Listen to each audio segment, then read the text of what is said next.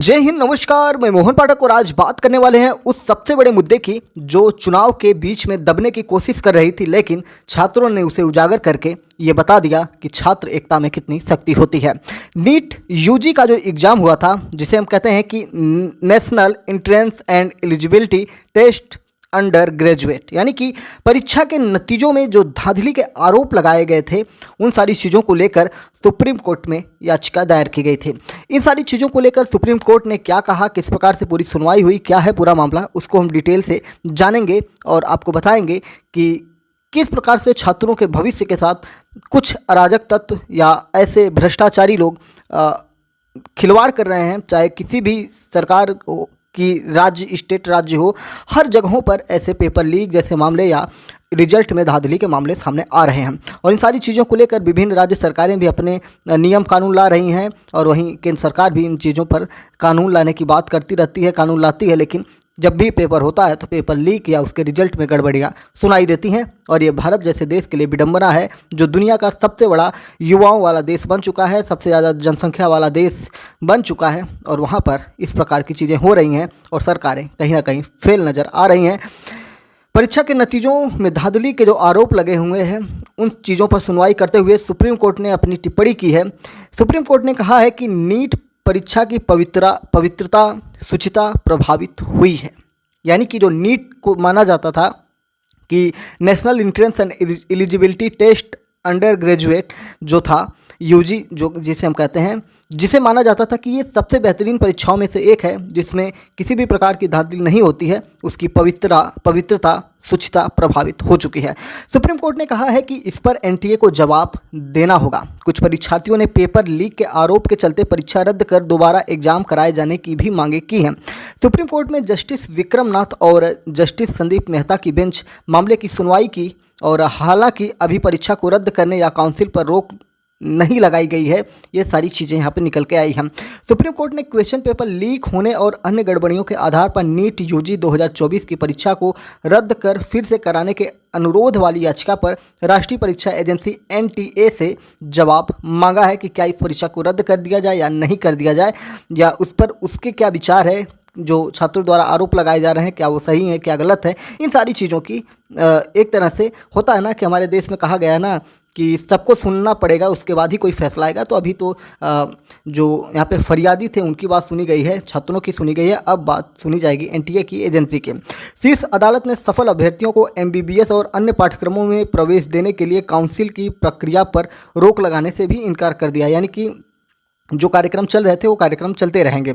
NTA से जवाब मांगते हुए जस्टिस विक्रम नाथ और अहसानुद्दीन अमानुल्लाह की अवकाश पीठ ने मामले को 8 जुलाई के लिए टाल दिया है। वहीं पर जस्टिस अमानुल्लाह ने एनटीए के वकील से कहा, यह इतना आसान नहीं है कि क्योंकि आपने यह किया है इसलिए यह पवित्र है, पवित्रता प्रभावित हुई है, इसलिए हमें जवाब चाहिए। जस्टिस अमानुल्लाह ने नेशनल टेस्टिंग एजेंसी यानी कि एनटीए का प्रतिनिधित्व करने वाले वकील से कहा, आपको कितना समय चाहिए ये बताइए, अन्यथा काउंसलिंग शुरू हो जाएगी। यानी कि काउंसलिंग को ना रोका गया है, ना ही पेपर को रद्द किया गया है, लेकिन बात अपनी रखने के लिए उनसे कह दिया गया है। सुप्रीम कोर्ट की सुनवाई पर फिजिक्स वाला के सीईओ अलक पांडे ने कहा कि परिणामों से पहले विशेष रूप से सूचीबद्ध मामले की सुनवाई हुई थी। यहाँ छात्र केवल पेपर लीक के आधार पर औचित्य की मांग कर रहे थे, लेकिन ग्रेस मार्क्स या किसी अन्य चीज़ के बारे में नहीं, क्योंकि यह परिणाम से पहले 1 जून को सूचीबद्ध किया गया था। हमारी जनहित याचिका कल सूचीबद्ध होगी। यह पेपर लीक के साथ साथ ग्रेस मार्क्स, एनटीए की पारदर्शिता और अन्य सभी चीज़ों के बारे में है। आज की लिस्टिंग के लिए सुप्रीम कोर्ट ने कहा कि परीक्षा की पवित्रता से समझौता किया गया है। इसका मतलब है कि कहीं ना कहीं उन्हें भी लगता है कि परीक्षा में किसी तरह की समस्याएं हैं। एनटीए को 8 जुलाई से पहले इसका जवाब देने के लिए कहा गया है, लेकिन उन्होंने काउंसलिंग पर रोक नहीं लगाई है या कोई राहत नहीं दी है। ये सारी चीज़ें हैं। मामले की सुनवाई के बाद अलक पांडे के बारे में थोड़ा सा आपको बता दी, जो भी छात्र जगत से जुड़े होंगे, जो छात्र होंगे या टीचर होंगे जो ऑनलाइन प्लेटफॉर्म पर ज़्यादा सक्रिय होंगे, उनको पता होगा कि अलक पांडे ये वही है जो कोरोना काल में उभर कर सामने आए थे और जिन्होंने करोड़ों की कंपनी खड़ी कर दी और आज पूरे देश में बहुत ही सस्ती दरों पर शिक्षा उपलब्ध करवा रहे हैं। और कई टॉपर जो लिस्ट में लिस्टेड हैं उसमें से अलक पांडे की भी संस्थान से जुड़े हुए हैं। तो अलक पांडे शिक्षा क्षेत्र में एक बड़ा नाम है। अलक पांडे के वकील जे साई दीपक ने पत्रकारों को यह बताया कि कोर्ट में कई याचिकाएं सूचीबद्ध की गई हैं। कुछ याचिकाएं परिणाम घोषित होने से पहले ही इस आधार पर दायर की गई थी कि पेपर लीक हो गया था। उन याचिकाओं के संबंध में नोटिस जारी किए गए हैं। हमारी याचिका थोड़ी अलग है। हम अलक पांडे का प्रतिनिधित्व करते हैं, जिन्होंने लगभग 20,000 छात्रों से हस्ताक्षर एकत्र किए हैं, जो स्पष्ट रूप से दर्शाता है कि कम से कम 1500 छात्रों को लगभग 70 से 80 अंक यादृच्छिक रूप से ग्रेस मार्क्स के रूप में दिए गए हैं। हम ग्रेस मार्क्स के मनमाने ढंग से दिए जाने को चुनौती दे रहे हैं। कोर्ट ने संकेत दिया है कि हमारे मामले को भी अन्य मामलों के साथ उठाया जाएगा, लेकिन कोर्ट स्पष्ट है कि वह इस स्तर पर काउंसलिंग प्रक्रिया पर रोक नहीं लगाएगा। नीट यूजी 2024 5 मई को आयोजित की गई थी और 4 मई को ही बहुत सारे घटनाक्रम सामने आ गए थे, यानी कि 5 मई से पहले ही एक दिन पहले कई घटनाक्रम सामने आए थे, जिसमें पटना से लेकर कई जगहों पर जो शिक्षा माफिया हैं और पेपर लीक करने वाले हैं उनके बारे में पता चली थी और कई सारी गिरफ्तारियां भी हुई थी। ऐसी बातें सोशल मीडिया और मीडिया जगत में आई हैं। इसकी सच्चाई से भी एनटीए कतराता रहा है। 4 जून को इसने परिणाम घोषित कर दिया और आपको पता है कि 4 जून को ही प्रधानमंत्री नरेंद्र मोदी और एनडीए गठबंधन के रिजल्ट सामने आ रहे थे, क्योंकि लोकसभा चुनाव का रिजल्ट था और उसी बीच में धीरे से घुसेड़ दिया जाता है नीट के रिजल्ट को। और अगर हम माने तो लोगों के द्वारा ये बताया जा रहा है कि ये 14 जून को घोषित होने वाला था, लेकिन ये फर्जीवाड़ा कर चुके थे, इसलिए इन सारी चीज़ों को दबाने के लिए ये 4 जून को ही घोषित किए थे। एनटीए देश भर के सरकारी और निजी संस्थानों में एमबीबीएस, बीडीएस, आयुष और अन्य संबंधित पाठ्यक्रमों में एडमिशन के लिए नीट यूजी आयोजित करती है। शीर्ष अदालत ने शिवांगी मिश्रा और अन्य द्वारा दाखिल याचिका को लंबित याचिका के साथ संलग्न कर एनटीए को जल्द से जल्द जवाब दाखिल करने के लिए भी कहा है। याचिका में आरोप लगाया गया कि नीट यूजी 2024 में गड़बड़ी की गई है और पेपर लीक होने के कई मामले भी सामने आए हैं। तो इस प्रकार से बहुत सारे आरोप इन लोगों के ऊपर लगाए जा रहे हैं। विवाद किस प्रकार से पनपा, विवाद क्या था? अगर हम याचिकाकर्ताओं की बात देखें, उन्होंने जो याचिकाकर्ताओं ने स्टूडेंट ने सवाल उठाए हैं, उनमें कहा गया है, याचिका में स्टूडेंट ने कई सवाल उठाए हैं, जैसे इस बार ऑल इंडिया फर्स्ट रैंक पर 67 स्टूडेंट रहे। पहली रैंक पर इतनी बड़ी संख्या में स्टूडेंट कैसे आ गए? यानी कि पहली जो रैंक थी फर्स्ट डिवीज़न लाने के लिए 67 स्टूडेंट पहली ही रैंक पर आ गए। जितना नंबर था उतना का उतना पूरा नंबर इनको मिल गई।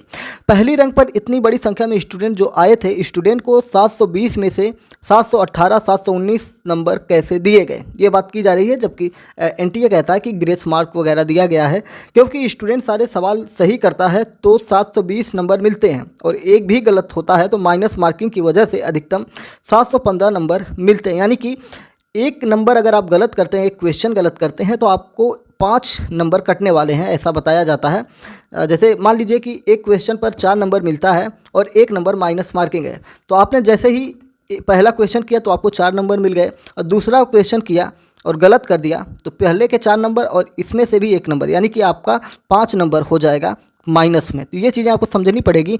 तो इस हिसाब से इनका कहना है कि 720 में से 718, 19 देना ही गलत है। अगर सभी सवाल सही किए जाएं तभी 720 अंक मिलेंगे और माइनस मार्किंग की वजह से अधिकतम 715 नंबर ही मिल सकते हैं। एक सवाल छोड़ देता है तो 716 अंक। एनटीए की तरफ से 14 जून को रिजल्ट जारी होने की संभावित डेट बताई गई थी, लेकिन 10 दिन पहले ही 4 जून की शाम को परिणाम जारी कर दिया जाता है। इसकी वजह क्या है, इन सारी चीज़ों की भी बात की जा रही है। इस बार नीट की कट ऑफ बहुत अधिक है। इसमें एक ही साल में 45 अंकों की बढ़ोतरी देखने को मिली है। यह रिकॉर्ड है। पिछले साल जहां 605 नंबर पर 26,485 स्टूडेंट थे, इस साल वे 76,000 कैसे हो गए? यह समझ से बाहर है कि एक ही साल में बच्चे एक साथ 3 गुना इंटेलिजेंस कैसे हो गए हैं। ये सारी आरोप लगाए जा रहे हैं, क्योंकि जो रिजल्ट का प्रतिशत है वो कहीं ना कहीं अचंभे में डाल रहा है। जो ग्रेस मार्क्स दी गई है इस पर भी आपत्ति जताई है। ग्रेस मार्क्स की वजह से इतने ज़्यादा स्टूडेंट टॉपर की लिस्ट तक पहुंच गए हैं और कई स्टूडेंट के मार्क्स अच्छे होकर भी उनकी रैंकिंग काफ़ी नीचे हो गई है। याचिका में ग्रेस मार्क्स पर कई सवाल उठाए गए हैं, जैसे एनटीए ने सेंटर्स पर सीसीटीवी फुटेज और वहां के कर्मचारियों की रिपोर्ट और स्टूडेंट्स की एफिशिएंसी के आधार पर ग्रेस मार्क देने की बात कही है, लेकिन इसके लिए क्या नियम या फार्मूला लगाया गया ये किसी को बताया नहीं गया है। नंबर किस आधार पर दिए? उदाहरण के लिए किसी स्टूडेंट का 15 मिनट पेपर लेट हुआ तो उसे मिनट के हिसाब से मार्क दे दिए गए। फिर कोई और तरीका निकाला गया, यह स्पष्ट नहीं है।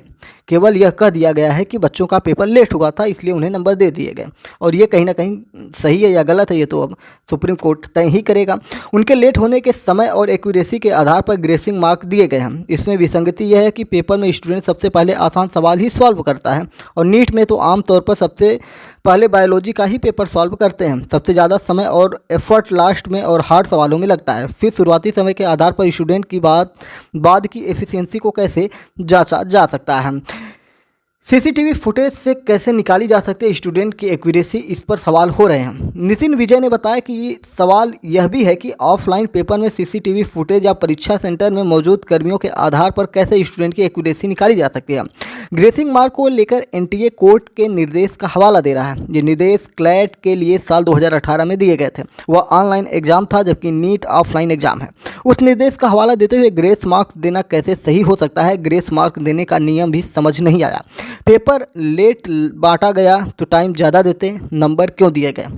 ग्रेस मार्क कोई जिक्र बुलेटिन में नहीं है। ग्रेस मार्क भी उन्हीं को मिले हैं जिन्होंने शिकायत की। जिन बच्चों ने शिकायत नहीं की उनका क्या कसूर है, इस तरीके के आरोप लगाए जा रहे हैं। वहीं कुछ और चीज़ें निकल के आई हैं। नितिन विजय ने कहा है कि झज्जर यानी कि हरियाणा वाले एक सेंटर के 8 स्टूडेंट टॉप 100 में हैं। इनमें से 6 की पहली रैंक आई है। खास बात यह है कि इनके रोल नंबर भी सीक्वेंस एक ही है, यानी कि सबके सीरियल नंबर एक ही है।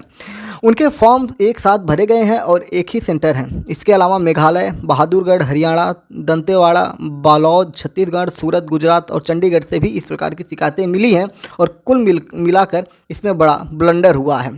एनटीए के माहौल में पारदर्शिता नहीं है, ऐसे आरोप छात्र नेताओं द्वारा, संस्थापकों द्वारा बताया जा रहा है। इसी में मोशन एजुकेशन के संस्थापक और सीईओ नितिन विजय, मोशन एजुकेशन एक बड़ा प्लेटफॉर्म है और उसके सीईओ नितिन विजय हैं, उन्होंने ये कहा कि नेशनल टेस्टिंग एजेंसी एनटीए माने या न माने, पेपर में चीटिंग हुई है और यह क्लियर है। एनटीए ने बहुत से स्टूडेंट के साथ अन्याय किया है। इसके खिलाफ स्टूडेंट जो हैं वो अपना मोर्चा खोल चुके हैं।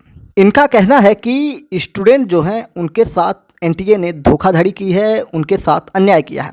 इसके खिलाफ स्टूडेंट एक साथ मिलकर हमारा संघर्ष जारी रहेगा। इस मामले में हम एनटीए के दफ्तर में भी जाएंगे और शिकायत करेंगे, ऐसी बातें उनके द्वारा की गई है। सुप्रीम कोर्ट एडवोकेट, अगर हम उनकी बात करें, दिनेश जोठवानी का, उन्होंने कहा कि 2018 के इस कोर्ट के जिस फैसले के आधार पर एनटीए ने यह ग्रेस नंबर दिए हैं उसमें ऊपर ही लिखा है कि मेडिकल और इंजीनियरिंग के मामलों में यह लागू नहीं होगा, यानी कि नीट परीक्षा में ये नियम ही नहीं लागू होगा जिस नियम का हवाला एनटीए द्वारा दिया जा रहा है। किस स्टूडेंट को कितना समय बर्बाद हुआ, एनटीए ने यह सेंटर पर लगे सीसीटीवी कैमरों के आधार पर तय किया है, लेकिन पूरी टीम भी यह फुटेज देखने में लगे तो 2 साल लग जाएंगे। इसलिए एनटीए की ओर से टाइम लूज होने पर ग्रेस नंबर देने का कोई आधार या तर्क सही नहीं है। उम्मीद है कि सुप्रीम कोर्ट मामले की सुनवाई में न्याय करेगा। इस प्रकार की बातें सबके द्वारा कही जा रही हैं और छात्रों में रोष है, और देखने वाली बात होगी कि सुप्रीम कोर्ट को 8 तारीख से पहले क्या क्या बातें इनके द्वारा कही जा रही हैं, क्या बातें ये निकल कर आएंगी और किस प्रकार से एनटीए अपनी बात सुप्रीम कोर्ट में रखेगा। तो उम्मीद है कि आपको चीज़ें समझ में आ गई होंगी कि अब तक का पूरा घटनाक्रम क्या था और सुप्रीम कोर्ट ने क्या बातें कही हैं। ठीक है, तो चलिए फिर मिलते हैं एक बड़ी अपडेट के साथ। चैनल पर नए हैं तो एमपीएस हिंदी को सब्सक्राइब कर लीजिए। फेसबुक पर देख रहे हैं तो फेसबुक को फॉलो कर लीजिए। जय हिंद, नमस्कार, भारत माता की जय।